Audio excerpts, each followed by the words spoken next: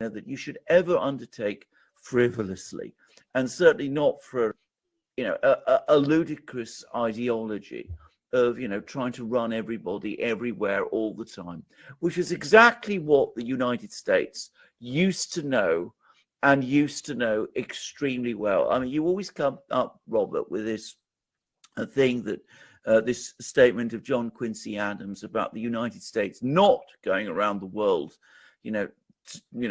looking for monsters to slay because it might become a monster itself. That was an understanding, ultimately, of the limits of power. People of that generation, the generation of the founders, and the founding generation. And by the way, I think I'm right in saying that Lincoln used to talk a lot about the founding generation. That was very much, if my memory serves me right, part of his speeches. But anyway, they understood that. They understood that very well, and so did the United States for most of its existence.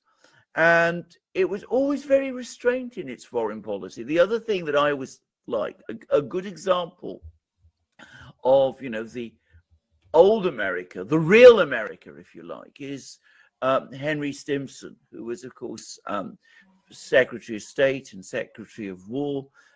He was Secretary of War before the First World War, and then he became Secretary of State. And he was, I think, a sort of Republican, but maybe a rather liberal Republican, and he served with Roosevelt. Anyway, he becomes Secretary of State in 1929, and he closes down the cipher department, which is reading, deciphering the cables, the embassy cables of other countries, and he says, "Gentlemen, don't read each other's mail."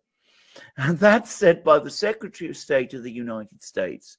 And today, the United States has gone so far from that kind of philosophy that you have the NSA, the CIA.